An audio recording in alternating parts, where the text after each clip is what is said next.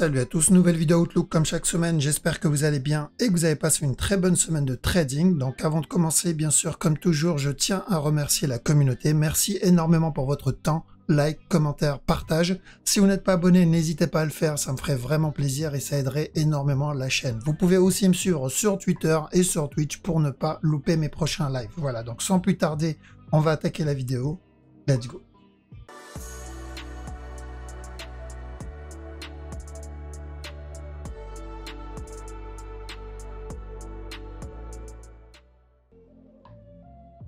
Alors, donc, qu'est-ce que ça vaut le coup de démarrer avec Haut-de-Cad ou pas?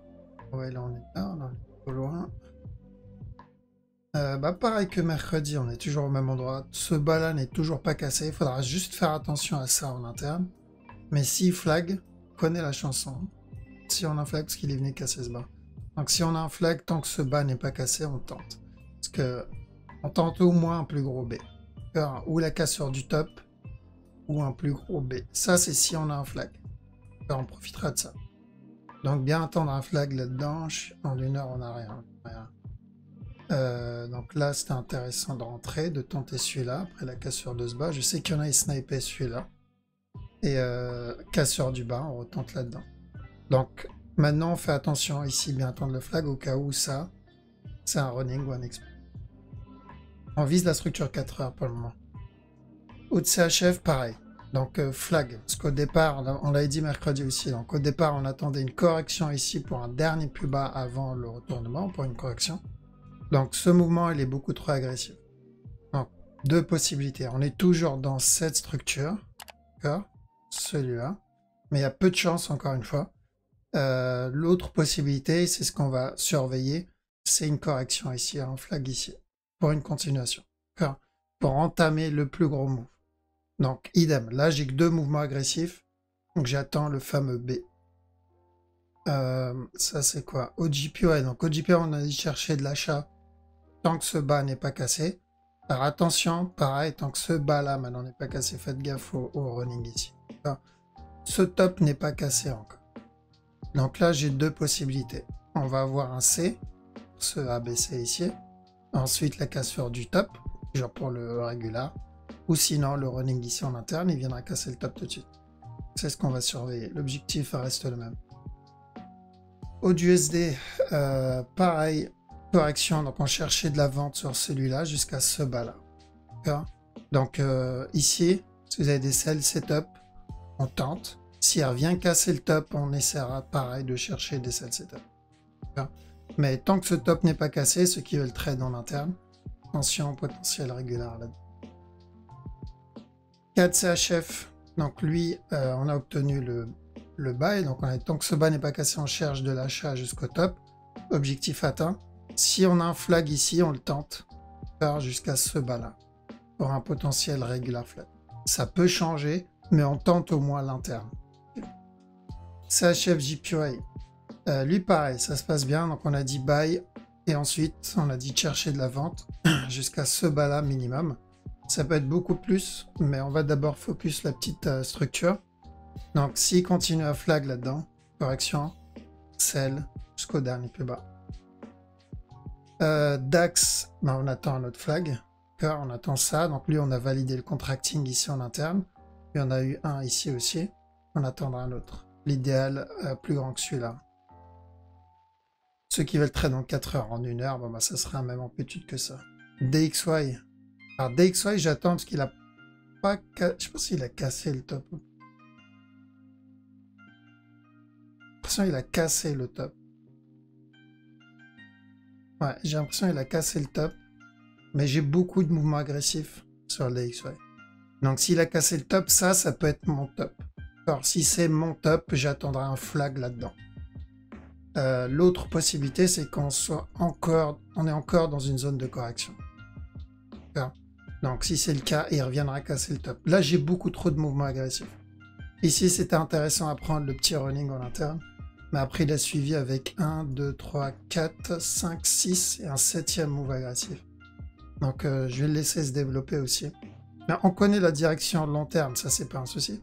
C'est juste l'interne un peu qui est embêtant. Eurode. Alors Eurode, il y a toujours ce running. On ne doit pas l'oublier. Pour encore un push. Maintenant, s'il y a des buy setup ici, s'il flag là-dedans, ça se tente jusqu'à ce top pour cette structure. Et on garde en tête l'autre running, le plus grand. Euro CHF, on attend un flag pour un buy. Ceux qui veulent vendre, attendez un flag ici, sell jusqu'au dernier plus bas. Alors c'est pas la même structure. En gros, on trade le flag, quoi. Ou la correction, s'il donne une correction 4. Je vais pas rappeler ce qu'on a déjà vu mercredi. Le pourquoi. Alors là, ça c'est correctif. Tant que ce bas n'est pas cassé, on cherche des buys jusqu'à ce top. Une fois le top cassé, tant que celui-là n'est pas cassé, on cherchera de l'avant. Euro NZD. Flag, on cherche un flag idem. Donc flag et un buy. On se protège à chaque no plus haut. D'accord? Parce qu'on peut être sur un gros running ici en préparation. Donc un up et ensuite encore de la vente. Euro USD. Donc il y a eu un petit flag 1 heure qui était plutôt pas mal à prendre. Ici, je sais qu'il y en a, ils ont tenté ça. Donc on monte les break-even. Pour les autres, bah, on attend un autre, simplement. On attend un autre. L'idéal plus grand que ça. Flag ou correction. Et on continuera à prendre des buy setup. J'ai dit, hein, plus on se rapproche de ce bas, et plus il faudra privilégier plutôt les buy setup et éviter les sell setup. C'est quoi ça? Donc GBP Aude. Je pense pas qu'il y ait une différence avec le DAX. Donc c'est la même analyse, c'est la même chose. Donc on attend bien un flag avant d'entrer dedans. J'avais une flèche ici, je sais pas où elle est partie. Donc on avait dit de chercher de la vente jusqu'à ce bas. On n'est pas loin de l'objectif, donc on fait attention. S'il revient casser stop, on ira chercher la même chose. Donc l'objectif c'est ce dernier plus bas là. Toujours de la vente. Mais je sais pas pourquoi mes flèches ont disparu là. Pareil, là aussi une flèche qui a disparu. Bref, cherche toujours de la vente jusqu'à ce bas là. Même s'il revient casser stop, ça ne changera rien. On peut même avoir un up ici sans casser le top, un drop, encore un up et encore un drop. Alors ça, c'est s'il décide de me faire une structure complexe. Pour le moment, on va focus le gros move. Dans tous les cas, même s'il donne à nouveau plus haut, on cherche ces tops de vente. On garde en tête le potentiel running. GBP CHF, on attend encore. Donc on connaît, on sait ce qu'il nous fait sur la grosse structure, mais pas là-dedans. Donc potentiel running ici, mais il y a peu de chance à cause du move ici, quoi. Donc je vais attendre qu'il se développe un peu plus. JVP JPY, ça va être la même chose. Maintenant, ceux qui veulent vraiment le tenter, ça va être ça. Donc sell jusqu'à ce dernier plus bas et ensuite, pourquoi pas, déjà au moins ce dernier plus bas, l'objectif. Parce qu'on peut être toujours dans ce gros mouvement-là. Donc déjà, focus le dernier plus bas là. Après on verra. GBP NZD. Idem. Donc là, en interne, je sais pas s'il y a un petit buy en préparation, si potentiel buy ici, tant que ce bas n'est pas cassé, pour avoir un up jusqu'à ce top. On se protège au top, bien sûr, ce top là. Et ici, tant que ce bas n'est pas cassé, potentiel up encore. Donc pourquoi pas profiter de ce mouvement là. Mais attention, comme je dis, hein, donc ce bas là n'est pas cassé. Si on veut prendre la structure 1 heure. Je rappelle ce qu'on a vu en mercredi. Donc on a dit, si là on est dans une structure corrective en cours, même plutôt comme ça, pour un up, et ensuite un drop, donc pourquoi pas profiter avec celui-là. Par contre, faire attention à ça, quoi. Parce que si ça c'est mon running, ça c'est un top. Okay, et il viendra casser le bas. Donc voilà pourquoi ce bas là, c'est le point clé. GBP USD, le mouvement est vraiment correctif ici. Alors, on répète ce qu'on a dit mercredi. On n'oublie pas ça, le running, mais ça c'est vachement correctif. Donc vendre ça, il faudra vraiment un beau setup, quoi, pour vendre ça. Genre ici, vendre là-dedans, c'est beau. Alors j'ai un bon petit setup. Mais là-dedans, je vois pas potentiellement ça. Et encore. Là, on a déjà obtenu ça. Ça, c'est fini. Ça, ouais, potentiellement ça. Donc, il ne faudra pas qu'il casse ce top. Par contre, s'il flag, ça sera beaucoup plus intéressant. Moi, il y a le running qui m'embête. Il y a ce running là qui m'embête un peu. Il faudra bien le manager. NZD4, donc lui on oublie pour le moment. Lui il a cassé le top. Je crois qu'il a cassé la grosse trend là. Ouais, mais là, il l'a pas vraiment. Alors j'attends qu'il corrige dessus. Comme on a dit mercredi, c'est où il casse ça, où il corrige là. Sinon, j'achète pas. Parce que tant qu'on est en dessous de ça, s'il y a des sell setup, ça se tente quoi. C'est une bonne idée de tenter les sell setup tant qu'on est en dessous de ce top là. Par contre, s'il flag, on tente plutôt le up. Parce que ce mouvement dans sa globalité, il est plutôt correctif. Enfin, comme on l'a déjà montré, c'est un peu comme ce qu'on a eu là-dedans. Ça ressemble à ça. Ça nous a donné ça. Du coup, s'il flag ici, comme il a donné ici, ben on ira pour ça. Mais uniquement si on a le flag. Si ce n'est pas le cas, pas oublier on est toujours en downtrend ici. NZD JPY. Pareil, tant que ce top n'est pas cassé, s'il y a des sell setup, on tente. Attention au potentiel running ici. NZD USD, même chose. USD CAD, le mouvement devient vraiment correctif. Là-dedans, là. Enfin, toujours le même running, on va faire attention à celui-là. Mais si en une heure, on le voit corriger, franchement, ça se tente. Il faudra juste le manager, quoi. Si en une heure, on le voit corriger ici. Et je ne dois pas oublier ce running-là. Donc là, ce mouvement-là, sur USD CAD, il y a deux possibilités. Ou on est en train de valider un running ici, dans ce cas-là, il viendra casser le top. Ou ça, c'était déjà le contracting qu'on avait déjà vu. Ça, c'est un A. Et là, on va entamer un B et venir entamer une nouvelle structure corrective. Enfin, trop tôt pour le dire, donc on va faire vraiment très dans l'interne pour le moment. USDJPY, ok, mouvement agressif juste derrière. Donc on a déjà validé ça, ça et ça et ça. D'accord ? On est toujours en train de trade le running ici. L'objectif est toujours au top. Donc là, tout ce que j'ai eu, c'est un mouvement agressif vers le haut et un mouvement agressif vers le bas. Donc j'attends la suite. Est-ce qu'il va me corriger ici? Si c'est le cas, c'est toujours le running. Ou est-ce qu'on va avoir une plus grosse structure corrective? Un peu ce qu'est en train de nous faire le pétrole actuellement. Pour le moment, je vise toujours la même structure, c'est-à-dire, je dois encore avoir la flèche, le buy. C'est toujours le buy. US Oil, voilà, c'est de ça que je parlais.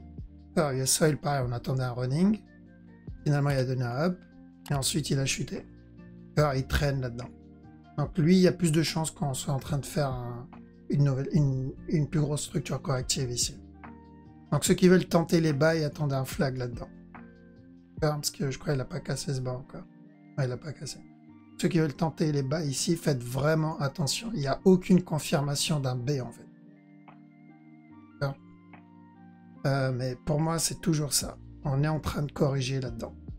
Je vois pas un running comme ça. Avec ça. C'est quoi ça? Silver, il a pas cassé le top. Cherchez des buy setup. D'accord, cherchez des buy setup. Alors, attention à ça. Alors, attention à ce mouvement-là. Cassure de stop, on commence à faire attention. Mais on prend les buy setup dans ce move. Ok, on privilégie les buy setup dans ce move. Pourquoi? Je répète encore. Ça, c'est correctif. Donc c'est où on va avoir un buy directement qui va casser le top, donc on a terminé un running ici, ou on va avoir un running plus complexe, donc il reviendra casser le top, il chutera encore et ensuite revenir casser le top. Dans tous les cas, le top quoi. Donc on privilégie plutôt l'achat sur ce move. Vendre ici c'est risqué. Gold. Gold c'est un peu pareil, sauf que lui je le vois plus valider un B là-dedans. D'accord ? Donc, même chose, où on a terminé cette structure, et reviendra casser ce bas avant le up, où on va avoir un C d'abord, C ensuite, et terminer le up. Donc, au moins ça. Ensuite, le Bitcoin. Donc, Bitcoin, ça va être plutôt de l'interne, parce que la grosse structure n'a pas changé. Hein.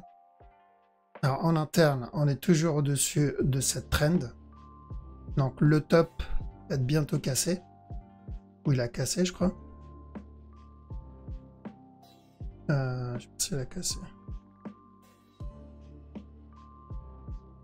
Ouais, il a déjà cassé. Donc, là, il flag. Je crois que ça doit être du 15 minutes. Pour le moment, ouais. Là, il flag là-dedans. Donc, s'il continue à flag, pareil, ça sera du 15 minutes. Donc, chaque nouveau plus haut, ça sera des plus hauts 15 minutes. Et moi, je le tenterai même pas. Et ça, ce n'est pas suffisant.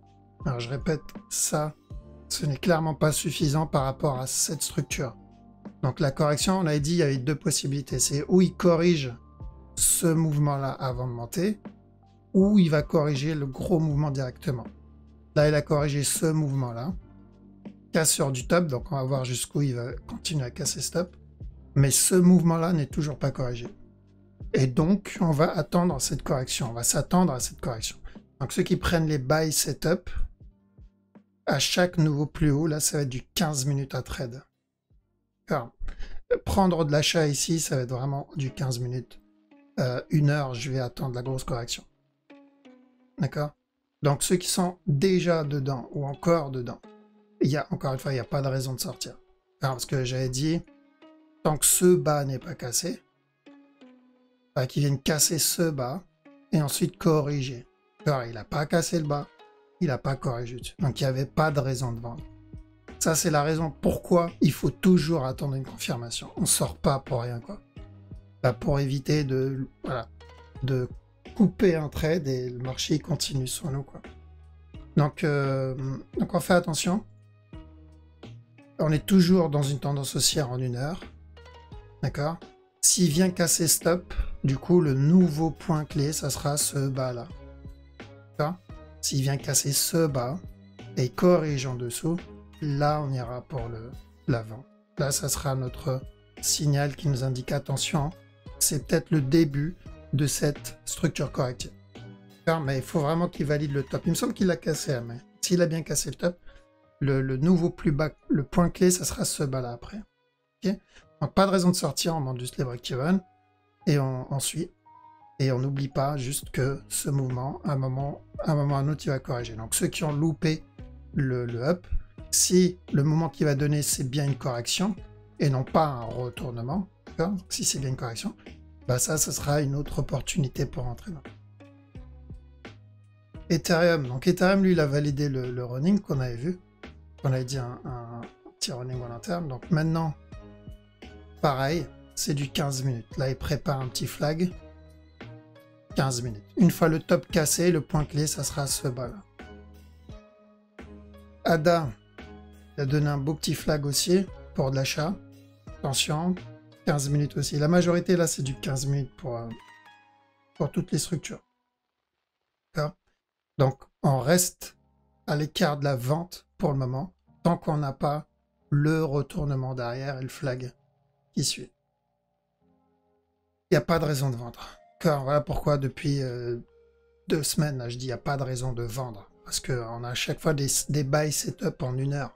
Car à aucun moment on a eu un setup de retournement. C'est juste que je vois sur le Bitcoin, on a une fin de structure.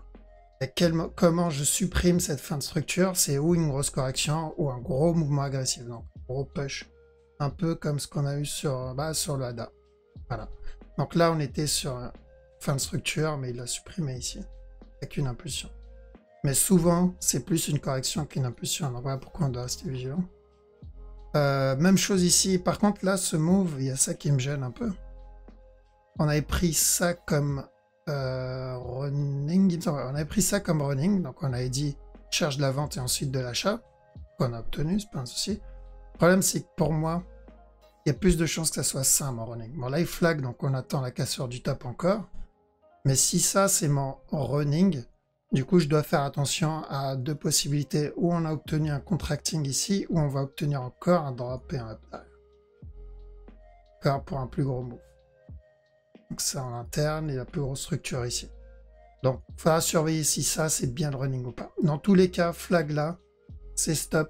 On va attendre. Une fois que le top est cassé, le point clé, il sera ici aussi.